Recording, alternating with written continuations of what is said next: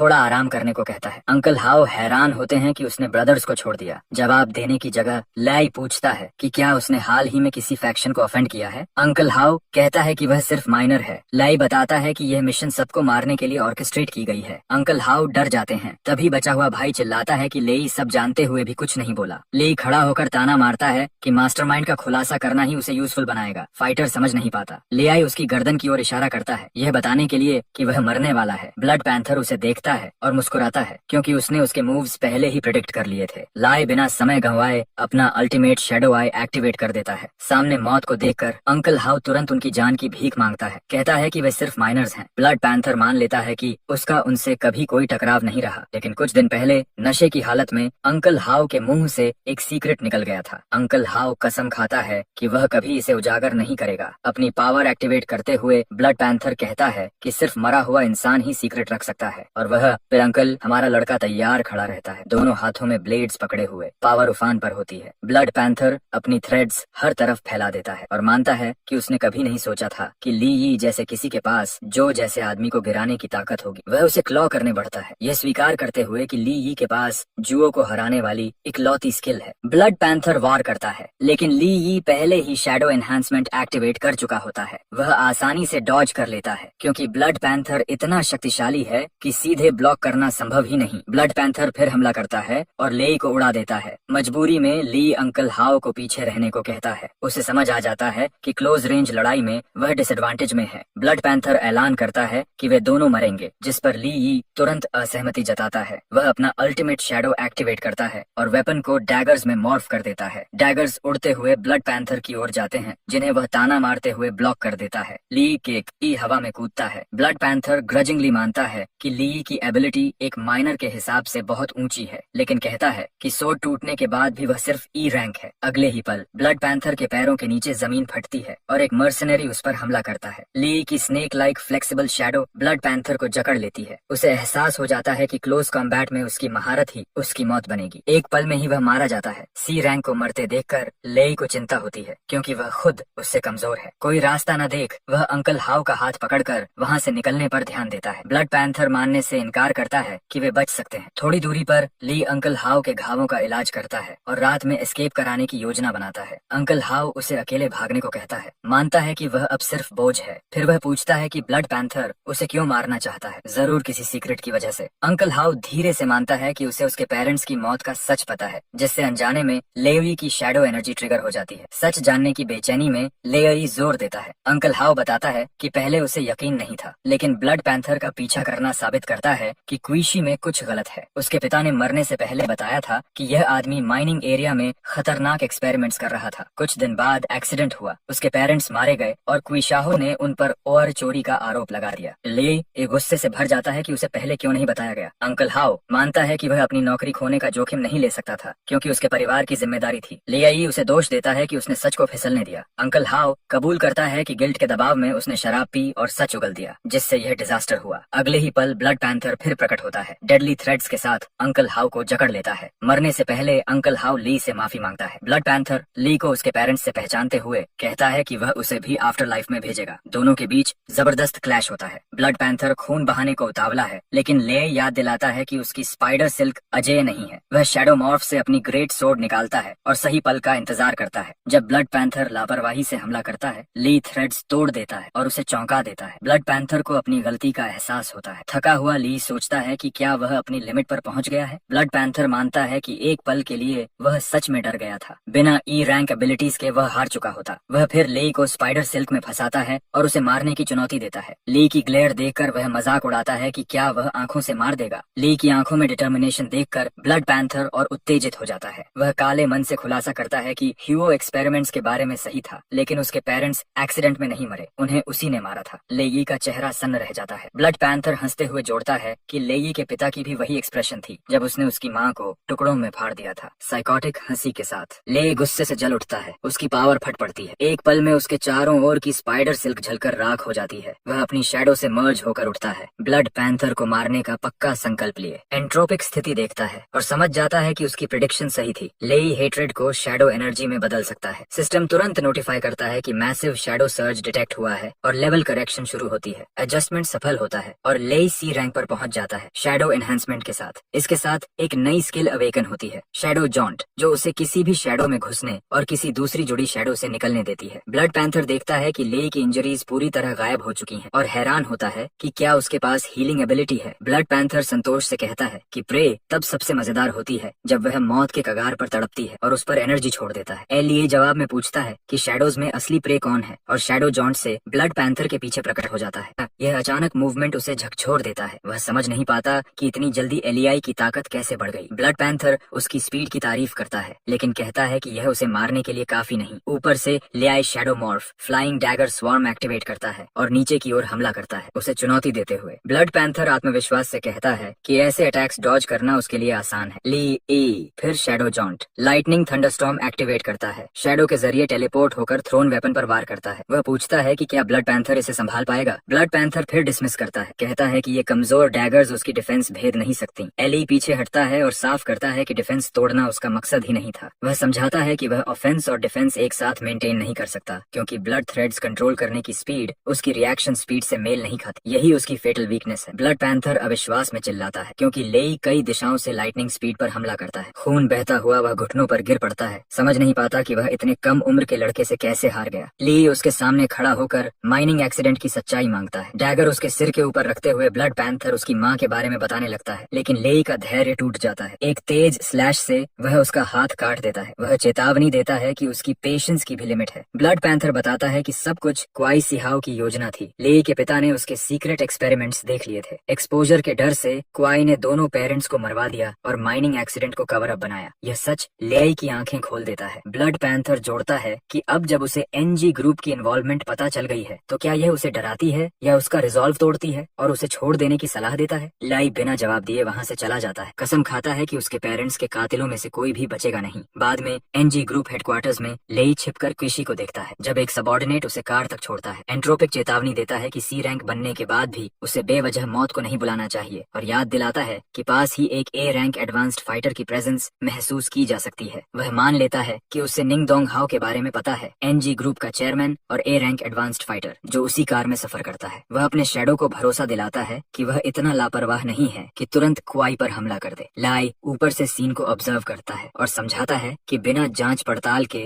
वह blood panther की बातों पर पूरी तरह भरोसा नहीं कर सकता। उसे यह तय करना होगा कि उसके पेरेंट्स से जुड़ा मामला क्वाई का निजी फैसला था या पूरी एनजी ग्रुप इस कंस्पिरेसी में शामिल थी। हमारा लड़का उम्मीद करता है कि निंग इसमें शामिल न हो क्योंकि उसकी ए रैंक स्टेटस चाहे जो भी हो, ब्लड डेट ब्लड से ही चुकता होता है। सिस्टम उसका करंट स्टेटस दिखाता है। C rank, abilities, shadow knowledge base, shadow morph unlimited, shadow eyes, shadow enhancement tier 2 और शैडो जॉन्ट। वह कार का पीछा करता है खुद को छिपाए रखते हुए जब तक कि वह आखिरकार रुक नहीं जाती। वह देखता है कि वे ब्लैक पैंथर गैंग के वेयर हाउस पहुँच चुके हैं। उसे हैरानी होती है कि क्वाई आधी रात को यहाँ क्यों आया है। वेयर हाउस के अंदर ब्लैक पैंथर अपने सबॉर्डिनेट्स को सावधानी बरतने का आदेश देता है क्योंकि सारे आइटम्स एक्सपेरिमेंटल इक्विपमेंट हैं। वर्कर्स इक्विपमेंट को इधर उधर ले जाते हैं। केनी पुराने माइनर हिवो की स्थिति के बारे में पूछता है। उसका एसोसिएट रिपोर्ट करता है कि ब्लड पैंथर गायब है और इन्फिल्ट्रेशन के लिए इस्तेमाल किया गया अदर वर्ल्डली गेट भी लापता है। इसलिए यह तय करना नामुमकिन है कि वह जिंदा है या मर चुका है। क्वाई इस कंफ्यूजन पर एक्सप्लेनेशन मांगता है, यह बताते हुए कि ब्लड पैंथर सी रैंक था। सबॉर्डिनेट कहता है कि ब्लड पैंथर ने शायद अपने एनिमी को अंडर एस्टिमेट कर दिया क्योंकि इस इंसिडेंट में 4 सी रैंक एडवांस्ड फाइटर्स मारे गए। क्वाई आदेश देता है कि इक्विपमेंट तुरंत शिफ्ट किया जाए क्योंकि एक्सपेरिमेंट एक क्रिटिकल स्टेज पर है और किसी भी तरह की गलती बर्दाश्त नहीं की जाएगी। ब्लैक पैंथर पैसे के बारे में पूछता है और पुष्टि मिल जाती है कि सब तैयार है। हमारा लड़का एक बॉक्स के पीछे छिपा रहता है। पूरी बातचीत सुनकर वह गुस्से में सोचता है कि क्विशी शाहो ने सच में सब कुछ प्लान किया था। उसका रेज उफान पर आने ही वाला होता है कि अचानक ब्लैक पैंथर कुछ अजीब महसूस करता है और पूछता है कि कहीं कोई छिपा तो नहीं है। लियाई तुरंत अपनी जगह बदल लेता है क्योंकि उसके पीछे वाला बॉक्स आग पकड़ लेता है। ब्लैक पैंथर हैरान होता है कि क्या हुआ। उसे लगता है शायद यह उसकी इमेजिनेशन थी, लेकिन वह साफ साफ कुछ पल पहले किलिंग इंटेंट महसूस कर चुका था। लेई दूसरे बॉक्सेस के ढेर के पीछे छिप जाता है, यह समझते हुए कि वह कितनी नजदीक से पकड़ा जाता बच गया और यह भी कि उसकी सी रैंक ताकत अभी भी काफी नहीं है। उधर चिन ग्रुप एंटरप्राइज जो चीन शाओशांग का है और लॉन्गमैन 3rd स्ट्रीट का प्रेसिडेंट है, वहाँ ली इमारत के बाहर खड़ा होता है। शैडो पूछता है कि वह मिशंस ढूंढने की बजाय सुबह सुबह यहाँ क्यों आया है। ली बताता है कि उसे तीसरा फ्रैगमेंट ढूंढना है और वेपन की असली वैल्यू पता करनी है। रिसेप्शनिस्ट शालीनता से मदद की पेशकश करती है। लाई कहता है कि वह चीनी से मिलना चाहता है। वह पूछती है कि क्या अपॉइंटमेंट है। पीछे से एक कपल गुजरता है। लड़की ली को तिरस्कार से देखती है और कहती है कि उसके जैसे गरीब माइनर को यहाँ यूं ही आने का हक नहीं है और एल्डेस्ट यंग मिस का नाम इतनी आसानी से लेने पर तंज कसती है। ली उसे पहचान लेता है। सचिंग उसका कंपेनियन चिन भी ताना मारता है कि यह बदबू फैलाता है और पूछता है कि इसे बाहर क्यों नहीं फेंका गया। उसका घमंड ली यी को चिढ़ा देता है। वह पूछता है कि क्या 3rd स्ट्रीट की हॉस्पिटैलिटी यही है। लड़की पलटकर कहती है कि हॉस्पिटैलिटी गेस्ट्स के लिए होती है, गरीबों के लिए नहीं, और जोड़ती है कि वह उनके परिवार के कुत्ते बनने के भी काबिल नहीं है। ली पाती सोचता है कि क्या चिन फैमिली के सब लोग ऐसे ही एरोगेंट हैं और तय करता है कि चीनी से संपर्क करने का कोई मतलब नहीं। वह जाने की बात कहता है लेकिन वह रास्ता रोक लेती है। आदमी गार्ड्स को आदेश देता है और सब ली पर टूट पड़ते हैं। ली की शैडो जॉन्ट एक्टिवेट करता है और गार्ड्स को आसानी से गिरा देता है। फिर चिन का गला पकड़कर उसे उठा लेता है। लड़की डर जाती है और धमकी देती है कि यंग मास्टर को छोड़ दे वरना चिन फैमिली का रात झेलना पड़ेगा। ली चिन को उसकी ओर फेंक देता है और कहता है कि वह आज उन्हें चीनियन के सम्मान में छोड़ रहा है। चिन गुस्से में फायर एनर्जी रिलीज करता है और पीछे से लेई पर हमला करने दौड़ता है, उसे मारने की कसम खाते हुए। ली पलटकर काउंटर करने ही वाला होता है कि एक आदमी बीच में रोक देता है और दोनों को रुकने का आदेश देता है। उसके पीछे से चिनियन सामने आती है और कहती है कि चिन ग्रुप में हंगामा करने की हिम्मत काफी है। यंग मास्टर चिल्लाता है कि ली का काम तमाम है और उसकी कजिन इसे नहीं छोड़ेगी। लड़की गार्ड्स को आदेश देती है कि उसे बाहर फेंक दो। वह कहता है कि यह सजा हल्की है और उसके हाथ पांव तोड़ देने चाहिए। तभी एक सबॉर्डिनेट उसे पीछे से पकड़ लेती है है। वह चौंक कर पूछता है कि वह अपने ही परिवार पर क्यों हाथ उठा रही है। उसकी गर्लफ्रेंड बताती है कि ली ने सिर्फ उसका नाम लिया था और यंग मास्टर ने बेवजह झगड़ा किया। वह साफ करती है कि ली ही उसका दोस्त है और उसका नाम लेने में कुछ गलत नहीं। फिर वह आदेश देती है कि एरोगेंट गार्ड्स और उसकी गर्लफ्रेंड सबको बाहर निकाल दिया जाए और दोबारा कभी हायर न किया जाए। ड्रैग होते हुए लड़की रोती गिड़गिड़ाती है। खुद को यंग मास्टर की गर्लफ्रेंड बताती है। चिनियन अपने कजिन को चेतावनी देती है कि दोबारा फैमिली नेम का गलत इस्तेमाल किया तो वह माफ नहीं करेगी। वह सिर झुकाकर मान जाता है। फिर वह हमारे लड़के की ओर मुड़ती है, हैरान होकर उसे यहाँ देखकर, और अंदर आने का निमंत्रण देती है। वह साइड ब्रांच के कारण हुई परेशानी के लिए माफी मांगती है। एलियाई कंधे उचकाकर कहता है, हर फैमिली में ऐसे लोग होते हैं। अंदर एक सर्वेंट आता है और बताता है कि प्रेसिडेंट चिन उसे मिलना चाहते हैं। वह माफी मांगती है और ली से इंतजार करने को कहती है। ली मान जाता है। तभी एक छोटा सा एक्सप्लोजन होता है और एक आदमी सामने आता है। पूछता है कि ली कौन है। ली अल्टीमेट शैडो आई से जांच करता है और देखता है कि वह ए रैंक फाइटर है। Skills I of deterrence fear पैदा करता है और मूवमेंट रिस्ट्रिक्ट करता है, और फ्यूरियस थंडर लाइटनिंग पावर और स्टैट्स बढ़ाता है। लियाई समझ जाता है कि यह ओपोनेंट खतरनाक है। वह सम्मान से कहता है कि शायद कोई गलतफहमी है क्योंकि वह सिर्फ माइनर है, लेकिन मेंटल अटैक उसे घिनौना लगता है और शैडो एनहांसमेंट भी इसके खिलाफ बेअसर रहता है। आदमी शॉक हो जाता है तो आई ऑफ डिटरेंस ली को डरा नहीं पाता। शक में वह सीधे पावर बस्ट करता है, ब्लो लगता है, लेकिन ली ये हिलता तक नहीं। आदमी अविश्वास में देखता है, इतना तो कम से कम बी रैंक ही सह सकता है। वह ली से असली मकसद कबूल करने को कहता है। उसी पल सीने आती है, आदमी का कान पकड़ती है और उसे डांटते हुए घसीट ले जाती है। चिन शाओशंग नरम आवाज में कहता है कि गेस्ट्स के सामने पिता का सम्मान करो। वह पलटकर कहती है कि बिना डिग्निटी वाले आदमी को सम्मान नहीं मिलना चाहिए और उसे उसके दोस्त को परेशान न करने का आदेश देती है। लेई समझ जाता है कि यही चिन शाओशंग है। वह ली से माफी मांगता है, मानता है कि वह उसकी बेटी के पास आने वालों पर शक करता है। लेई शांत स्वर में कहता है कि पिता का ऐसा करना स्वाभाविक है। इन्हीं उसे अंदर बुलाती है। बाहर खिड़की से चिन शाओशंग उन्हें देखता है, यकीन कर लेता है कि लड़के की उसकी बेटी में रुचि है और ठान लेता है कि वह उसे किसी को नहीं लेने देगा। उसके शब्द मुंह से निकल जाते हैं, जिससे सीनी चिढ़कर उसे बाहर जाने को कहती है। बाद में वह शॉन के सामने बैठता है। वह उसे 5 मिलियन वाला कार्ड देती है और बताती है कि ग्रेट सोर्ड का मटेरियल स्पेशल है, इसलिए फाइनल प्राइस अप्रेजल के बाद तय होगी। लेई कहता है कि यह ठीक है, लेकिन जोड़ता है कि वह असल में किसी और चीज के लिए आया था। वह उसे एक फ्रेगमेंट दिखाता है और पूछता है कि क्या उसे पता है ऐसे और टुकड़े कहाँ मिल सकते हैं। वह उसे ध्यान से देखती है और बताती है कि दूसरे डायमेंशन से आए ये अजीब फ्रैगमेंट्स पहले काफी आम थे, लेकिन पिछले कुछ सालों में कोई इन्हें लगातार खरीदता जा रहा है, जिस वजह से अब ये रेयर हो गए हैं। वह सलाह देती है कि वह लॉन्ग मैन 3rd स्ट्रीट की ऑक्शन चेक करे, वहाँ शायद उसे एक मिल जाए। हमारा लड़का उसका शुक्रिया अदा करता है और एंट्रोपिक उसके दिमाग में फुसफुसाता है कि शायद इसका रिश्ता उन्हीं लोगों से है जिनसे वे पहले टकरा चुके हैं। कोई न कोई इन फ्रैगमेंट्स को इकट्ठा कर रहा है कहीं और। एक सबऑर्डिनेट अपने सुपीरियर को ले के बारे में रिपोर्ट देता है कि 20 साल का ये माइनर कुछ दिन पहले तक सिर्फ ई रैंक असेंडेंट के रूप में क्लासिफाइड था। उसके शरीर में कोई स्पेशल एनर्जी डिटेक्ट नहीं हो सकी थी, इसलिए उसे हमेशा ऑर्डिनरी समझा गया। प्रेसिडेंट चिन यह सुनकर सोच में पड़ जाता है कि इतने कम समय में ई रैंक से सी रैंक तक पहुंचना सस्पिशियस है। या तो वह शुरू से ही अपनी ताकत छुपा रहा था या फिर हाल ही में कुछ असामान्य हुआ है। इससे पहले कि वह और सोचे, उसका फोन बजता है। वह कॉल उठाता है और एक पुराने परिचित की आवाज पहचान लेता है। कॉल करने वाला हुआ बिना समय गंवाए पूछता है कि क्या उसकी बेटी ने जो ग्रेट स्वॉर्ड्स पहले भेजी थीं, उनमें से कुछ अभी भी बची हैं। प्रेसिडेंट बताता है कि उसे यकीन नहीं है और पूछता है कि इतनी जल्दी क्यों है। वो जोर देकर कहता है कि वह तुरंत चेक करे और जितनी हो सब ले लेगा। प्रेसिडेंट हंसते हुए कहता है कि इतने पुराने फॉक्स का अचानक इतना इंटरेस्ट दिखाना किसी गहरे कारण की ओर इशारा करता है। वो डिटेल्स नहीं देता, बस इतना बताता है कि सोर्ड का मटेरियल उनकी आर्मी की ओवरऑल स्ट्रेंथ बढ़ा सकता है। यह बात प्रेसिडेंट के मन में अटक जाती है। लाई की ताकत रहस्यमयी है, बैकग्राउंड साफ नहीं और उसके बनाए वेपन्स भी असाधारण हैं। उसके बारे में कुछ भी समझना आसान नहीं। उधर कहीं और हमारा लड़का खुद सोच में डूबा हुआ है, सामान और मटेरियल से घिरा हुआ। उसे शक होता है कि कहीं इनमें हिडन फ्रैगमेंट्स तो नहीं है। तभी वही इरिटेटिंग कपल उसका ध्यान खींच लेता है। उसकी ग्रीडी एक्स जो पहले चिंतांग में काम करती थी, फिर से जो से चिपकी हुई है। वह उसे समझाती है कि उसका अब चिंतांग से कोई लेना देना नहीं है। उसने चिन कॉर्पोरेशन की नौकरी भी छोड़ दी है ताकि उससे दूरी बना सके। जो उसे अपने और करीब खींचता है और ऐलान करता है कि अब से वही उसका ख्याल रखेगा। वह उसके सीने में पिघल जाती है, उसकी तारीफ करते हुए कि वह कितना अच्छा है। जो गर्व से मुस्कुराता है, लेकिन उसकी नजर हमारे माइनर पर पड़ते ही इरिटेशन चमक उठती है। उसे ख्याल आता है कि क्या ब्लड पैंथर ने अब तक कोई एक्शन नहीं लिया। जो आगे बढ़कर पूछता है कि एक मामूली माइनर अंदर कैसे घुस आया। वह उनकी पिछली मुठभेड़ याद दिलाता है जब उसने बिना मेहनत उसे थप्पड़ मारा था। प्रेशर की एक लहर छोड़ते हुए जो उसे दूर रहने की चेतावनी देता है। माहौल टेंस हो जाता है। तभी ब्रदर बाओ आ जाता है। वह जो का मजाक उड़ाता है कि वह ब्लैक पैंथर गैंग के लिए शर्मिंदगी है। फिर हमारी तरफ मुड़ता है। वह ऐलान करता है कि उसके सबऑर्डिनेट को थप्पड़ मारना पूरी गैंग का अपमान है। कंधे पर भारी हाथ रखते हुए बाओ उसे घुटने टेक कर माफी मांगने का आदेश देता है। उसकी ताकत से जमीन में दरार पड़ जाती है, जरा भी नहीं हिलता और जवाब देता है कि घुटने टेकना सिर्फ बाओ के सपनों में होगा। बाओ हैरान होकर देखकर मानता है कि उसने उससे ऐसी टफनेस की उम्मीद नहीं की थी। जो गुस्से में फुफकारता है और उसे बेकार माइनर कहता है जिसे अपनी औकात नहीं पता। तभी सेन अपने सबॉर्डिनेट के साथ पहुंचती है। वह आगे बढ़कर गैंग को याद दिलाती है कि यह ड्रैगन गेट्स 3rd स्ट्रीट है। अगर वे पैसे खर्च करने आए हैं तो स्वागत है, लेकिन अगर हंगामा करने आए हैं तो वह बर्दाश्त नहीं करेगी। उसके शब्द बाव को सोचने पर मजबूर कर देते हैं। वह पीछे हटता है, फिलहाल मामला छोड़ने का फैसला करता है और अपने लोगों को ऑक्शन की ओर जाने का आदेश देता है। सब शांत होने पर सीएन उससे पूछती है कि क्या वह ठीक है और वह भरोसा दिलाता है कि सब ठीक है। जाते जाते बाव बड़बड़ाता है कि उसका बैकग्राउंड समझ से बाहर है और सोचता है कि वह उसके सर्कल में कैसे आ गया। जो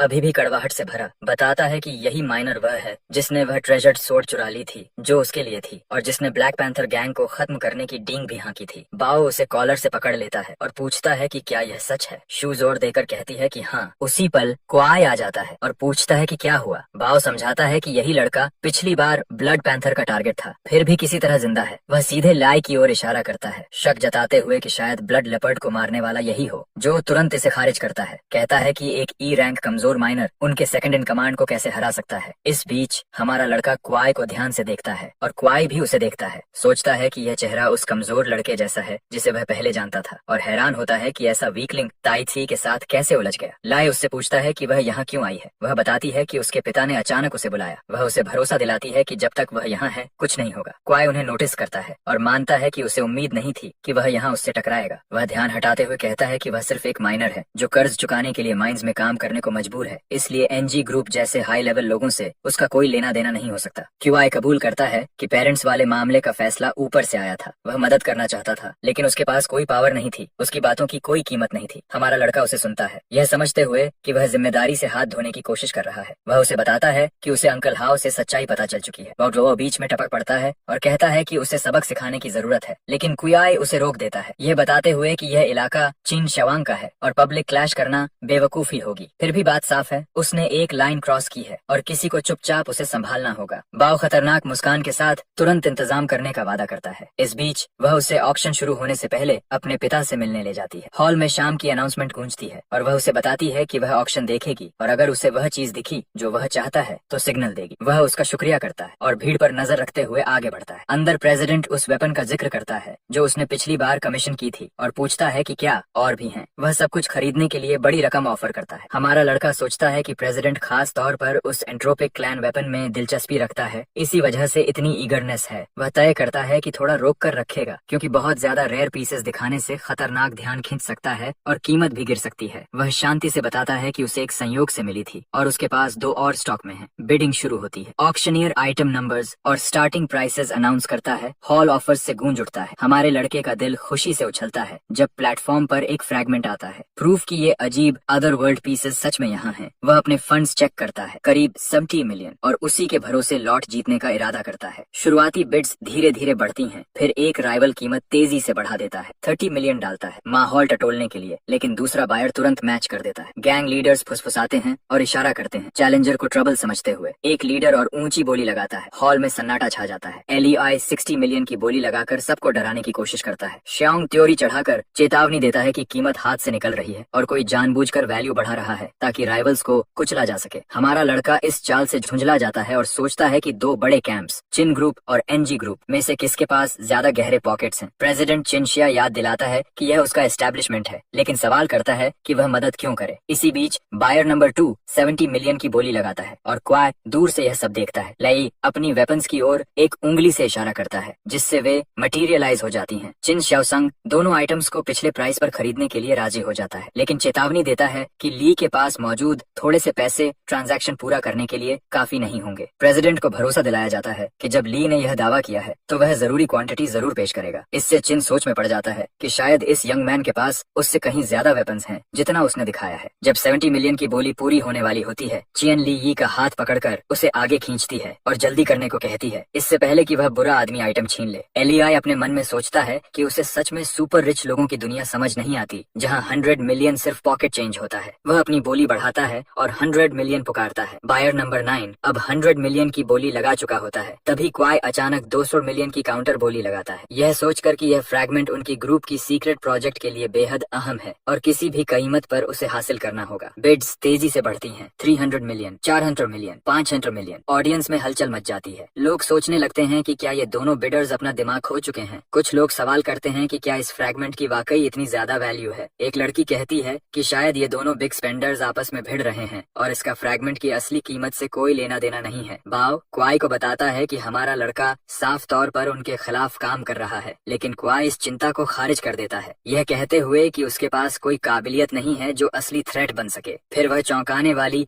1 बिलियन की बोली लगाता है। ऑक्शन हाउस में मौजूद हर कोई सन्न रह जाता है। सीएन कहती है कि क्वी जानबूझकर उन्हें प्रोवोक कर रहा है। लाई समझ जाता है कि क्वाई के स्वभाव के हिसाब से कुछ गड़बड़ है। वह कभी भी इतनी बड़ी रकम यूं ही इम्पल्स में बर्बाद नहीं करेगा जब तक कि कोई बेहद अहम चीज दांव पर न हो। चिन श्याओशांग पीछे से आकर लेई को सावधान करता है कि वह सोच समझकर कदम उठाए। बोली अब 1 बिलियन तक पहुंच चुकी है और उसे यह सोचना होगा कि क्या वह सच में इतने वेपन्स प्रोड्यूस कर सकता है। सीएन अपने पिता को याद दिलाती है कि उसने पहले ही प्रॉमिस किया है कि जो भी कमी होगी वह खुद भर देगी और उससे स्पॉइल स्पोर्ट न बनने की गुजारिश करती है। फिर वह लाई को जल्दी बोली लगाने के लिए उकसाती है ताकि वह विलन जीत न जाए। वह 2 बिलियन की बोली लगा देती है। पूरा हॉल शॉक में डूब जाता है। होस्ट अनाउंस करता है कि बायर नंबर 9 ने 2 बिलियन की बोली लगाई है। बाव गालियां बकता है, यह सोचते हुए कि इस लड़के के पास इतना पैसा आया कहां से। क्वाई समझ जाता है कि यह जरूर चिन श्याओशांग का इन्फ्लुएंस होगा, वरना ली के पास 2 बिलियन कैसे हो सकता है। होस्ट तीसरी और आखिरी बार कॉल करता है, बिडिंग खत्म होने की घोषणा करता है और बायर नंबर 9 को अननोन फ्रैगमेंट जीतने पर बधाई देता है। चियन ली को कंग्रेचुलेट करती है। लियाई सोचता है कि क्या उसे इतनी ज्यादा एक्साइटेड होने की जरूरत है। वह जवाब देती है कि उसे बुरे लोगों को ह्यूमिलिएट होते देखना बहुत पसंद है। शिन टिप्पणी करता है कि बिडिंग वॉर काफी एंटरटेनिंग थी, लेकिन पिछली रकम घटाने के बाद भी ली को अभी 70 से ज्यादा वेपन्स की कीमत चुकानी होगी। वह पूछता है कि क्या ली सच में इतनी आइटम्स बना सकता है। ली समझाता है कि चीजें रेयर होने पर ही प्रेशियस होती हैं, लेकिन जब बहुत ज्यादा हो जाएं तो उनकी कीमत पुराने स्टैंडर्ड से नहीं आंकी जा सकती। वह उंगलियां चटकाता है और सैकड़ों वेपन्स उनके चारों ओर मटेरियलाइज हो जाते हैं। वह बताता है कि 100 से ज्यादा वेपन्स आसानी से 2 बिलियन की कीमत कवर कर देंगे। चिन श्याओशांग मान लेता है कि लेई एक स्ट्रेट फॉरवर्ड युवा है और सोचता है कि उसका टेम्परामेंट और स्ट्रेंथ दोनों बेहतरीन है। वह विचार करता है कि अगर यह व्यक्ति उसके लिए काम करे तो कितना फायदेमंद होगा। सीन ली से कहती है कि अगली बार कुछ इतना मजेदार हो तो उसे जरूर बुलाए। चिन श्याओशांग सोचता है कि बेहतर होगा अगर ली उसकी बेटी से दूर रहे। अगर वह अनटेम्ड रहा और उसकी कीमती बेटी को ले उड़ा तो यह बड़ी समस्या होगी। वह सीएन से घर चलने को कहता है और ली को बताता है कि वह अपना खरीदा हुआ आइटम सीधे जाकर ले सकता है। ली आई प्रेसिडेंट को उसकी मदद के लिए धन्यवाद देता है। जाने से पहले चिन श्याओशांग उसे सलाह देता है, भले ही ले के पास ऐसे मेथड्स हों जिनसे बाकी लोग अनजान हैं, लेकिन एनजी ग्रुप को भी कम मत आंको। यह ऐसी ताकत नहीं है जिसे वह अकेले संभाल सके। कभी कभी समान गोल्स वाले पार्टनर्स के साथ अलायंस बनाना जरूरी हो जाता है। अगर लियाई को ऐसे कोऑपरेशन में इंटरेस्ट हो तो वह बाद में संपर्क कर सकता है। उसी समय बाव को एक फोन कॉल आता है। वह सिचुएशन समझकर कुआई को बताता है कि प्रेसिडेंट और उसकी बेटी जा चुके हैं और फ्रैगमेंट कलेक्ट करने वाला हमारा लड़का ही होगा। वह प्लान सजेस्ट करने लगता है, लेकिन कुआई बीच में रोक देता है और कहता है कि वे लॉन्गमैन 3rd स्ट्रीट के इन्फ्लुएंस से बाहर निकलने के बाद मूव करेंगे। वे और कोई गलती अफोर्ड नहीं कर सकते। भरोसा दिलाता है कि इस बार वह जो और 3C रैंक एक्सपर्ट्स लेकर आएगा और ऑपरेशन फेल नहीं होगा। घर लौटते हुए लेगी एक अहम बात समझता है। जिन शावांग साफ तौर पर उसके बारे में जानकारी जुटा रहा है। उनकी बातचीत में आखिरी कमेंट साफ तौर पर उसे अलायंस में खींचने की कोशिश था। उसे साथ काम करने में कोई आपत्ति नहीं, क्योंकि वह किसी फॉर्मल अग्रीमेंट से बांधा नहीं रहेगा। एंट्रोपिक उसके बगल में तैरता हुआ बताता है कि प्रेसिडेंट अभी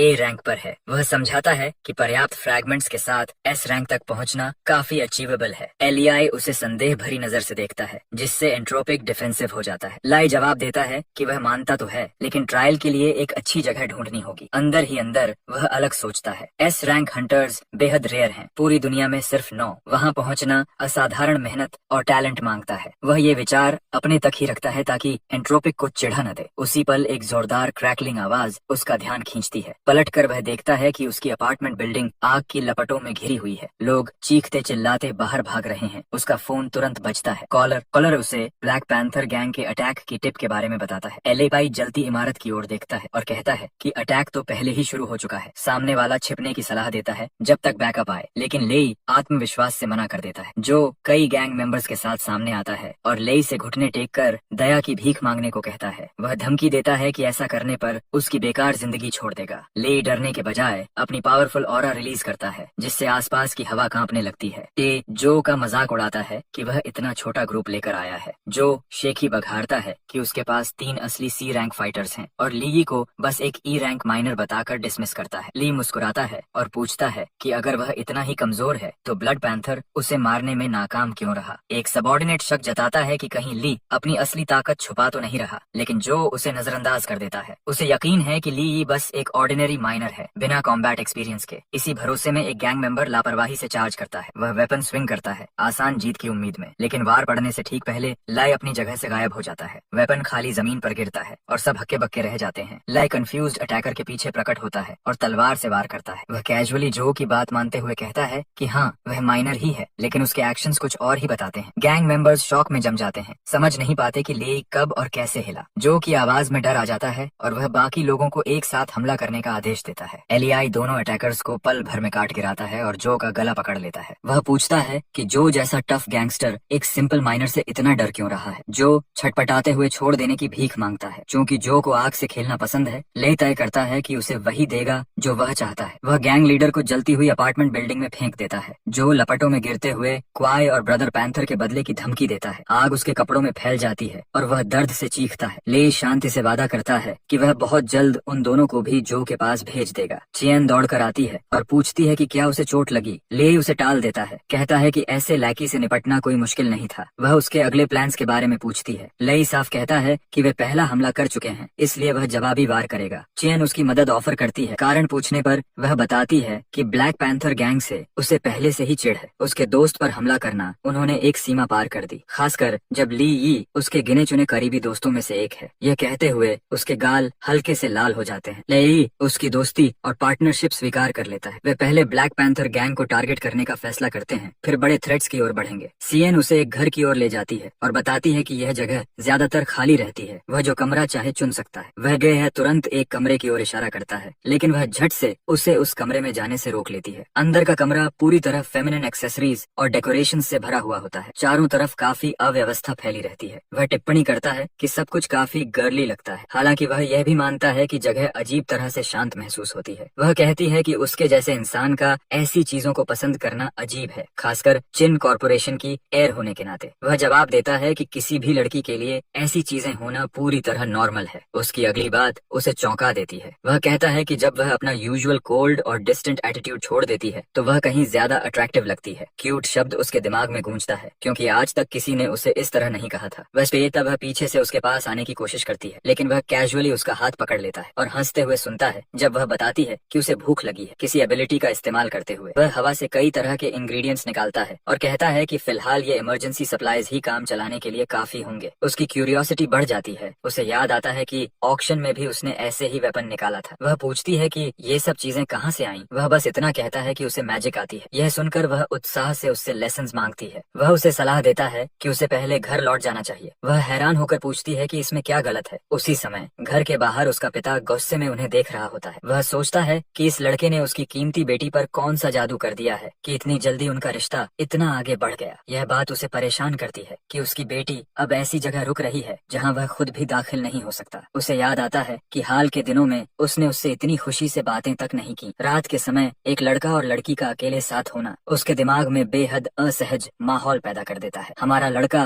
पिता के बढ़ते गुस्से को महसूस कर लेता है और उसे चेतावनी देता है कि अगर वह जल्दी घर नहीं लौटी तो उसका पिता सच में उसे नुकसान पहुंचा सकता है। उस शाम बाद में घर वापस आकर वह समझाता है कि यह जगह ड्रैगन गेट 3rd स्ट्रीट के टेरिटरी में आती है, इसलिए अनवांटेड विजिटर्स से उनकी सुरक्षा रहती है। वह 3 फ्रैगमेंट्स निकालता है, एक लावा माइनोटोर से, दूसरा ब्लड पैंथर से और तीसरा ऑक्शन से मिला हुआ। कुछ अहम शुरू करने से पहले वह अपनी जिज्ञासा जाहिर करता है कि इन फ्रैगमेंट्स और अचानक प्रकट होने वाले डायमेंशनल पोर्टल्स के बीच क्या संबंध है। एंट्रोपिक समझाता है कि ये तीनों फ्रैगमेंट्स दरअसल ऑल्टरनेट प्रिजन गेट के छोटे छोटे टुकड़े हैं। उनकी दुनिया में मौजूद सभी डायमेंशनल पोर्टल्स इसी गेट के फ्रैगमेंट्स से जुड़े होते हैं। पोर्टल में प्रवेश करते हुए हमारा लड़का ऑल्टरनेट डायमेंशंस की असली प्रकृति के बारे में पूछता है। दूसरी ओर पहुंचने पर एंट्रोपिक बताता है कि वहां मौजूद क्रीचर्स कैदी हैं और जिसे लोग ऑल्टरनेट डायमेंशन कहते हैं वह असल में एक विशाल इंटर डायमेंशनल प्रिजन है। कैद का यह कॉन्सेप्ट उसे उलझन में डाल देता है और वह और जानकारी मांगता है। एंट्रोपिक कहता है कि आगे आने वाले ट्रायल्स पूरे करने पर उसे जवाब अपने आप मिल जाएंगे। उनके सामने एक विशाल टावर खड़ा होता है। एंट्रोपिक गर्व से बताता है कि यह स्काई रीचिंग टावर है, उसकी सबसे बड़ी मास्टरपीस और उसी के साथ इस युवा का ट्रायल ग्राउंड। हमारा लड़का टावर की अजीब बनावट को देखता है और नोट करता है कि एंट्रोपिक का ट्विस्टेड चेहरा इस टावर की अनसेटलिंग एस्थेटिक से मेल खाता है। इमारत को ढंकती बड़ी बड़ी ट्यूब्स उसे कुछ वेपन्स के मटेरियल जैसी लगती हैं, जिससे वह सोचता है कि शायद श्याओशांग को इनमें इंटरेस्ट हो। एंट्रोपिक भीतर ही भीतर झुंझलाता है, सोचता है कि अगर उसका गुस्सा हद से बढ़ गया तो उसकी सोल बिखर सकती है और कोई उसकी परवाह नहीं करेगा। ट्रायल की शर्तों के बारे में पूछने पर एंट्रोपिक बताता है कि स्काई रीचिंग टावर में कुल 6 फ्लोर्स हैं। उसकी मौजूदा स्ट्रेंथ के हिसाब से पहले फ्लोर पर मौजूद शैडो वाइवर्न को हरा पाना भी काफी इम्प्रेसिव होगा। हमारा लड़का क्रीचर को देखकर पूछता है कि क्या यह छोटा सा ड्रैगन जैसा जीव सच में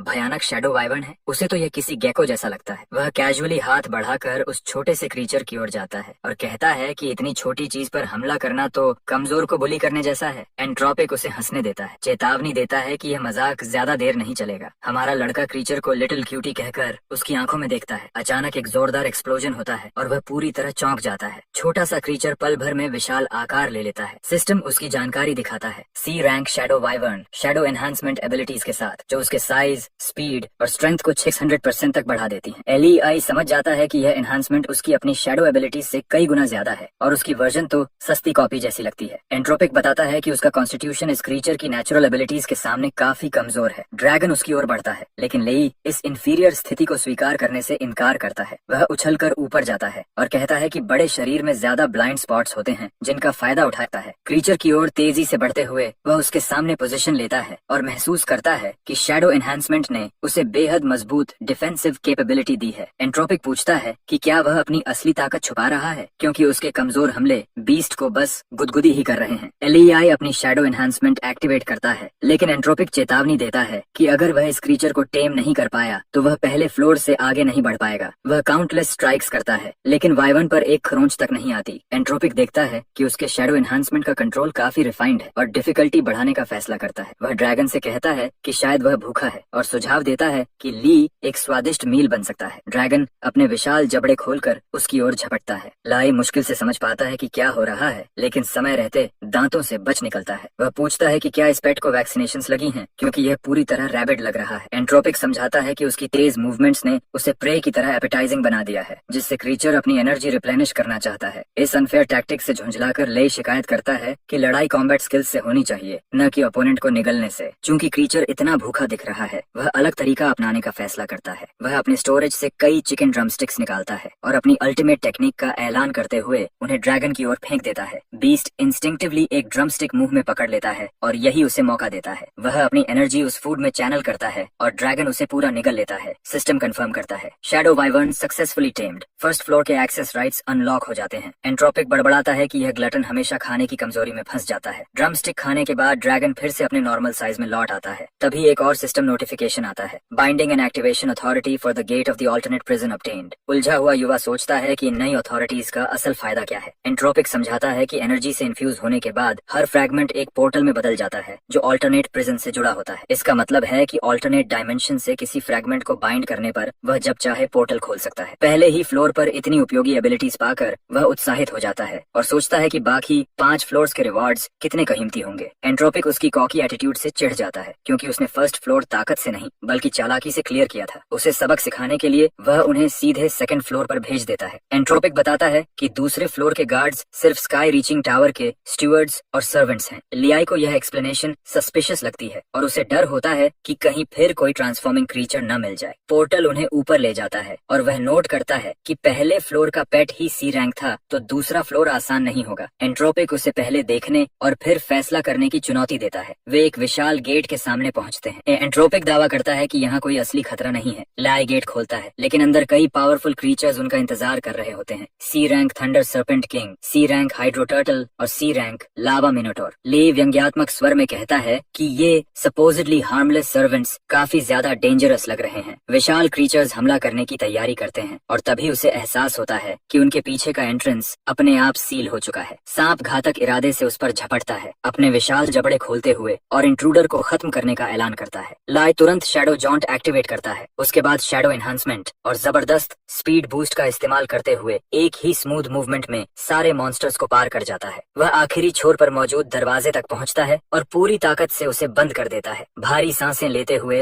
वह एंट्रोपिक से उसकी डिसेप्शन के बारे में सवाल करता है। एंट्रोपिक जोर देकर कहता है कि उसने कभी झूठ नहीं बोला। क्रीचर्स सच में सर्वेंट्स ही हैं। हालांकि वह यह भी मानता है कि ली की एबिलिटीज अभी इतनी मजबूत नहीं है कि वह उन्हें प्रभावी ढंग से संभाल सके। एली पूछता है कि मोल्टन लावा माइनोटोर का क्या काम हो सकता है। एंट्रोपिक शांति से समझाता है कि वह फैसिलिटी के लिए हीटिंग का काम करता है। थंडर किंग स्नेक बिजली जनरेट करता है, जबकि हाइड्रो टर्टल फ्लोर क्लीनिंग संभालता है। अंडरवर्ल्ड क्रीचर्स टावर के भीतर हैवी लिफ्टिंग और दूसरे चोर्स करते हैं। अचानक सिस्टम अलर्ट देता है कि एक A रैंक लाइफ फॉर्म पास आ रही है। अराइवल्स की पहचान सेन और उसके पिता के रूप में होती है। लाई सोचता है कि वे इतनी अजीब टाइमिंग पर क्यों आए हैं, लेकिन हालात उन्हें डिस्कशन के लिए एक मीटिंग रूम में ले आते हैं। शियावांग बताता है कि उसे लेई के ब्लैक पैंथर गैंग से सीधे टकराने के इरादे की खबर मिली है। लेई की इसकी पुष्टि करता है और समझाता है कि चूंकि ब्लड पैंथर पहले ही उसे टारगेट कर चुका है, इसलिए डिफेंसिव रहने से बेहतर ऑफेंसिव एक्शन लेना है। शियावांग कहता है कि ब्लैक पैंथर गैंग ने ड्रैगन गेट 3rd स्ट्रीट को कई बार प्रोवोक किया है, फिर भी उसने खास स्ट्रेटेजिक कारणों से जवाबी कार्रवाई नहीं की। वह पूछता है कि क्या ली उस डेलिकेट बैलेंस को समझता है जो उसे तुरंत कदम उठाने से रोकता है। हमारा लड़का सही जवाब देता है, मौजूदा पावर स्ट्रक्चर को बिगाड़ने का डर ही असली वजह है। शियावांग इसकी पुष्टि करता है और बताता है कि हाई चैंग 3 बड़ी ताकतों के बैलेंस पर चलता है। वायन चोसिटी लॉर्ड के रूप में पॉलिटिकल मशीनरी संभालता है। निंग दोंग हाओ का एनजी ग्रुप इकोनॉमी पर राज करता है और शियावांग खुद पॉलिटिकल और इकोनॉमिक दोनों क्षेत्रों में भारी इन्फ्लुएंस रखता है। भले ही वह ब्लैक पैंथर गैंग के सालों से चल रहे मर्चेंट बुलिंग और जबरन कब्जों से नफरत करता हो, वह सीधे हमला नहीं कर सकता। इसके पीछे 2 खतरनाक संभावनाएं हैं। पहला, अगर उसने ब्लैक पैंथर गैंग पर हमला किया तो निंग और वुयानु उसके खिलाफ अलायंस बना सकते हैं। दूसरा, निंग और शियावांग दोनों को भारी नुकसान हो सकता है, जिससे वुतियानु को हाई सीआई पर पूरा कंट्रोल मिल जाए। लेआई सोचता है कि शायद प्रेसिडेंट शियावांग छिन फैमिली को कॉन्फ्लिक्ट में नहीं घसीटना चाहते, लेकिन शियावांग हल्की मुस्कान के साथ एक नया प्रस्ताव रखता है। ली यी और चियन एक नया फैक्शन बनाएं जो खास तौर पर ब्लैक पैंथर गैंग से निपटे। ली तुरंत समझ जाता है कि यह प्रॉक्सी वॉर है जहां उन्हें एजेंट्स की तरह इस्तेमाल किया जाएगा। शियावांग उसकी समझदारी की तारीफ करता है और योजना बताता है। वह फंडिंग और मैन पावर देगा, जबकि असली ऑपरेशंस ली यी और सीएन एग्जीक्यूट करेंगे। इससे दूसरी बड़ी ताकतें चिन फैमिली की डायरेक्ट इन्वॉल्वमेंट पर ओवर रिएक्ट नहीं करेंगी। अगर योजना पूरी तरह फेल भी हो जाए, तब भी वह अपनी पॉलिटिकल कनेक्शन से सिचुएशन संभाल सकता है और उनकी सेफ्टी सुनिश्चित कर सकता है। एली हैरान होता है कि प्रेसिडेंट शाओसांग ने सिर्फ एक शाम में इतनी पूरी स्ट्रेटेजी कैसे बना ली। वहीं शियावांग के अंदरूनी विचार कुछ और ही बताते हैं। वह सोचता है कि ली यी ने उसकी बेटी पर कौन सा जादू कर दिया है। उसे अफसोस होता है कि उसकी बेटी का ब्लैक पैंथर गैंग के खिलाफ ली यी के साथ खड़े रहने का जोर उसे इस रास्ते पर ले आया। वह लागत का हिसाब लगाता है, पैसा और रिसोर्सेज देना, और ऊपर से बेटी के इस लड़के के साथ भाग जाने का खतरा। उसके दिमाग में तो यहाँ तक आता है कि सीएन को कहीं भेज दे और ली यी को बांधकर शहर से दूर फेंक दे। लीली देख लेता है कि प्रेसिडेंट के चेहरे पर उसके अंदरूनी विचार साफ झलक रहे हैं, जिससे माहौल अजीब हो जाता है। सीएन बीच में आकर बात आगे बढ़ाती है और लेई से उसके अगले प्लान्स पूछती है। वह बताता है कि वह हाई सिंग में मौजूद हर पब्लिकली एक्सेसिबल डायमेंशनल गेटवे से जुड़े मिशंस लेगा। हर जगह खुद जाना जरूरी है। सीएन जरूरी अरेंजमेंट्स करने पर सहमत हो जाती है। ली के विचार और गहरे हो जाते हैं। वह सोचता है कि फ्रैगमेंट्स को बाइंड करना ब्लैक पैंथर गैंग के पतन की शुरुआत होगा। शेन उसे अपने फाइटर्स से मिलवाती है। वह क्राउड की ओर हाथ हिलाकर बताती है कि इन सब ने कठिन टेस्ट्स पास किए हैं, अब ये शैडो गैंग का हिस्सा हैं और उसके ऑर्डर्स फॉलो करेंगे। लीडर्स झुककर दोनों का अभिवादन करते हैं। चियन बताती है कि नाम चुनने में बहुत समय लगा, इसलिए उसने शैडो गैंग चुना, उसके पावर्स को देखते हुए। एले कहता है कि उसे यह नाम पसंद है। वह लीडर्स को देखता है और पाता है कि सब ऐसी लेवल फाइटर्स हैं। ऐसी टीम सच में काफी ताकतवर है। एले नोट करता है कि सब ने चेहरे ढक रखे हैं। पूछने पर चियन बताती है कि मास्क से दुश्मन उनके परिवारों तक नहीं पहुंच पाएंगे और वैसे भी मास्क अच्छे लगते हैं। ली बैटल प्लान पूछता है। चियन बताती है कि वे ब्लैक पैंथर गैंग के सारे काम हथिया लेंगे। हर अच्छा पेइंग जॉब अब उनका होगा। ली को शक होता है कि इतना काम कैसे संभालेंगे। चियन उसे भरोसा दिलाती है कि वे सिर्फ प्रॉफिटेबल टास्क्स ही लेंगे, बाकी के लिए दूसरे स्कीम्स मौजूद हैं। उधर बाव तब भड़क उठता है जब उसका वर्कर बुरी खबर लाता है। वह डॉक्यूमेंट्स इधर उधर फेंकता है और शैडो गैंग द्वारा उनका बिजनेस छीनने पर चिल्लाता है। बाव नए लोगों से तुरंत बदला लेने का आदेश देता है। फिक्सर हार मानते हुए बताता है कि शैडो गैंग हर बार 5-6 एलीट सी लेवल वॉरियर्स के साथ आती है। ब्लैक पैंथर गैंग के पास इतने एसी लेवल मेंबर्स नहीं हैं। बाव गुस्से में बुदबुदाता है कि यह क्रू आखिर आई कहां से। वह वर्कर को छोड़ता है और एक्सपीडिशन पासेस खरीदने का हुक्म देता है। कॉस्ट मायने नहीं रखता, बस उनकी टीम को वेंचर्स में घुसना चाहिए। वर्कर बताता है कि फ्यूचर एक्सपीडिशन स्पॉट्स पहले ही अननोन बायर्स ने ले लिए हैं। बाव का गुस्सा चरम पर पहुंच जाता है। वह चेतावनी देता है कि अगर कमाई का यह मौका हाथ से गया तो सजा भयानक होगी। वर्कर जान बचाकर भागता है। उसी समय ली और चियान अपने बेस में बैठकर रिजल्ट्स पर बात कर रहे होते हैं। चियान कॉल खत्म करके बताती है कि ब्लैक पैंथर गैंग ने एक्सपीडिशन एंट्रीज के लिए भारी पैसा खर्च किया है। एलियाई कहता है कि यह उसे पहले से पता था, क्योंकि वे प्रॉफिटेबल सीजनल चांसेस कभी नहीं छोड़ते। शियन और डिटेल्स चाहती है। लेआई माइनिंग बिजनेस के सीक्रेट्स बताता है। माइन बॉसेस और फोरमैन पूरे सीजन में कीमती ओर और रेयर मटेरियल्स चुरा लेते हैं। रिपेयर स्केड्यूल्स के बहाने ये सामान चुपचाप बाहर ले जाकर ट्रेड किया जाता है। ब्लैक पैंथर गैंग आमतौर पर मर्सनरी जॉब्स लेकर इन डीलर्स को लूटती है। कोई शिकायत नहीं करता, इसलिए सब चुप रहते हैं। अब जब उनका रूट ब्लॉक हो गया है तो वे दूसरे वर्ल्ड्स में जाने के लिए महंगे एक्सपीडिशन टिकट्स खरीद रहे हैं। चियन को शक होता है कि इतने महंगे टिकट्स से ज्यादा पैसा नहीं मिलेगा। एलियाई मानता है, लेकिन कहता है कि उसकी योजना इससे कहीं आगे की है। वह अपने हालिया वर्ल्ड ट्रैवल्स का असली कारण बताता है। लियाई हाथों से एक गेटवे खोलता है और बताता है कि उसने हाईचंग के आसपास मौजूद हर अदर वर्ल्ड एंट्रेंस को टैग कर लिया है। अब वह किसी भी वर्ल्ड के लिए तुरंत छोटा डोर बना सकता है। उनकी क्रू महंगे एक्सपीडिशन पासेस खरीदने वालों को ट्रैक करेगी और ब्लैक पैंथर गैंग के मेंबर्स पहचान लेगी। उसके बाद अटैक होगा। चियन इस स्ट्रेटेजी की तारीफ करती है। एलियाई सख्ती से कहता है कि उसकी वर्ल्ड जंपिंग एबिलिटी पूरी तरह सीक्रेट रहनी चाहिए। सिर्फ लॉयल लोग ही इस मिशन में शामिल होंगे। चियन खुद भी शामिल होने की पेशकश करती है क्योंकि उसे रिस्की एडवेंचर्स पसंद हैं। लियाई मुस्कुराकर उसकी मदद स्वीकार करता है। कहीं दूर एक वाहन खाली इलाके में आकर रुकता है जिसमें 2 वर्कर्स होते हैं। एक वर्कर ओल्ड वांग से कहता है कि यह डिलीवरी काफी कीमती है। वांग सबकी तरफ से आभार जताता है और सबको सतर्क रहने की चेतावनी देता है। अचानक सामने जमीन से तेज पत्थर उगाते हैं। वांग सबको सावधान करता है। जैसे ही वे आगे बढ़ते हैं और स्टोन स्पाइक्स ब्लेड्स की तरह जमीन से फूट पड़ते हैं। ड्राइवर उतरकर कार्गो की सेफ्टी चेक करता है। तभी एक ब्लैक पैंथर मेंबर प्रकट होता है और पुष्टि करता है कि शिपमेंट सुरक्षित है, लेकिन आने वाले खतरे की चेतावनी देता है और अगले ही पल स्टोन डैगर्स उनकी ओर उछाल देता है। सब लोग इधर उधर भागने लगते हैं, लेकिन वह हंसते हुए चिल्लाता है कि भागना बंद करो क्योंकि उसका एंटरटेनमेंट अभी शुरू हुआ है। तभी लेवी वहां पहुंचता है और कहता है कि अगर उसे लड़ना ही है तो उसका ओपोनेंट वही बनेगा। वह तुरंत शैडो मूवमेंट एक्टिवेट करता है और हमला कर देता है। दुश्मन झुंझलाकर कहता है कि बीच में दखल देकर उसकी मस्ती खराब कर दी गई। एलिकाय एलिसी आगे बढ़ते हुए कहता है कि लूट सिर्फ एक ही प्रॉब्लम पैदा नहीं करती। सामने वाला अपनी स्टोन एबिलिटीज इस्तेमाल करने की सोच ही रहा होता है कि ली यी पूरी ताकत से उसके चेहरे पर वार करता है और उसे चट्टान से जा टकराता है। जमीन पर गिरा हुआ फाइटर दर्द में कराहते हुए पूछता है कि लिया यी आखिर है कौन। वह चेतावनी देता है कि अगर उसने हॉस्टाइल मूव किया तो पास मौजूद उसके साथी भड़क जाएंगे और दया नहीं दिखाएंगे। ली यी शांति से पूछता है कि क्या वह उन डी रैंक फाइटर्स की बात कर रहा है जो पहले ही शैडो गैंग के हाथों गिर चुके हैं। यह सुनकर दुश्मन अविश्वास में चीख उठता है। तभी चियन आती है और पूछती है कि इन पकड़े गए दुश्मनों का क्या किया जाए, क्या सबको पूरी तरह खत्म कर दिया जाए। एलियाई इस रास्ते को मना कर देता है क्योंकि सबको मार देना ब्लैक पैंथर गैंग को आसान बहाना दे देगा। वह इससे बेहतर स्ट्रेटेजी बताता है। आदमी हैरानी से उस प्लान के बारे में पूछता है। लियाई उसे आदेश देता है कि वह वापस जाकर ब्लैक पैंथर गैंग को बता दे कि यह सब ली और शैडो गैंग की योजना थी। उधर बाव अस्पताल के बिस्तर पर पड़ा होता है जब रिपोर्ट्स आती हैं कि हाल के अटैक्स में शैडो गैंग शामिल है। वह गुस्से में पूछता है कि ली ये इतनी जल्दी इतना ताकतवर कैसे बन गया। उसका असिस्टेंट हालात समझाता है। उनके आदमी बाहर से ज्यादा घायल नहीं दिखते, लेकिन मेडिकल स्कैन्स बताते हैं कि शरीर के अंदर हड्डियों को गंभीर नुकसान पहुंचा है। बेहतरीन इलाज के बावजूद रिकवरी में कम से कम 6 मंथ्स लगेंगे। हर व्यक्ति का इलाज 5 मिलियन तक पहुंचता है, यानी 6 लोगों के लिए कुल 30 मिलियन। एक और मैसेज आता है कि उनकी बाकी 2 टीम्स भी हार चुकी हैं। बाव गुस्से में अपने सबॉर्डिनेट का कॉलर पकड़ लेता है और अटैकर के बारे में पूछता है। जब उसे पता चलता है कि यह फिर से ली यी था तो वह दांत पीसता है। 3 ऑल्टरनेट डायमेंशंस सैकड़ों किलोमीटर दूर हैं, जिससे एक साथ हमले असंभव लगते हैं, यहाँ तक कि फ्लाइट एबिलिटीज के साथ भी। सबॉर्डिनेट उसे वीडियो एविडेंस दिखाता है। फुटेज में साफ दिखता है कि लाई यी अकेले ही उनकी फोर्सेस को हरा रहा है। रिकॉर्डिंग में ले कैमरा देख लेता है और उसके पास आकर चेतावनी देता है कि पीछे हट जाए। वह ब्लैक पैंथर के अंडरलिंग्स की कमजोरी का मजाक उड़ाता है और लीडर को सीधी चुनौती देता है कि कमजोर सबॉर्डिनेट्स भेजने के बजाय खुद सामने आए। वह लंबे इलाज और भारी मेडिकल खर्च का जिक्र भी करता है। यह आखिरी ताना बाव को पूरी तरह तोड़ देता है। वह टैबलेट तोड़ डालता है और कसम खाता है कि लाई को पूरी तरह खत्म करेगा।